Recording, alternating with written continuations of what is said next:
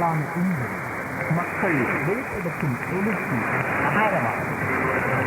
புலம்பெயர்ந்து வாழும் எனது உறவுகள், தமிழக உறவுகள், கரும்பொலிகள் நாடி உணர்வெழுச்சியுடன் ஒன்று திருந்து தமிழ் தேசிய எத்தனையும் தேசிய ஓட்டுகளையும் வெளிப்படுத்தி வருகின்றனர்.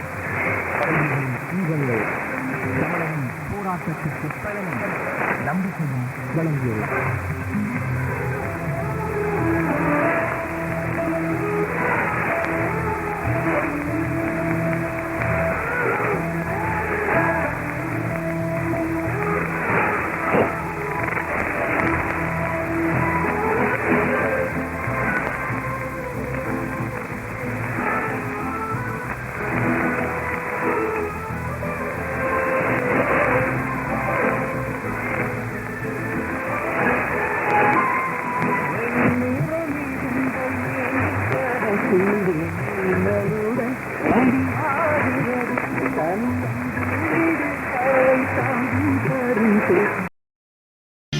சிங்கள படைகளாலும் சிறைச்சாலை அதிகாரிகளாலும் தாக்கப்பட்ட தமிழ் இளைஞர் உயிரிழந்திருக்கின்றார்.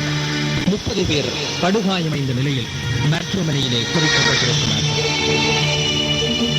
வவுனியா சிறைச்சாலைக்குள் புகுந்த 15க்கு மேற்பட்ட சிங்கள படையினர் கண்ணீர் புகை குண்டுகளால் மயங்கிய நிலையில் இருந்த தமிழ் இளைஞர்கள் மீது கடுமையான தாக்குதலை பிரார்த்தியுள்ளனர். அங்கிருந்து வாகனங்களில் தூக்கி போடப்பட்ட தமிழ் இளைஞர்கள் பிற்பகல் 1 மணியளவில் அனுராதபுரத்துக்கு கொண்டு செல்லப்பட்டிருக்கின்றனர். அங்கே வைத்து இரவு 11 மணி வரை இடைவிடாது சிங்கள காடியர்களால் தாக்கப்பட்டுள்ளனர். அனுராதபுரம் சிறைச்சாலையும் குடிபோதையில் இருந்த சிறைக்காவலர்களும் சிங்கள காவல்துறையும் சிறைச்சாலை அதிகாரியின் கால் சப்பாத்தை நக்மார் தொடர்ச்சியாக தமிழ் இளைஞர்கள் மீது தாக்குதல் நடாத்தியிருக்கின்றனர்.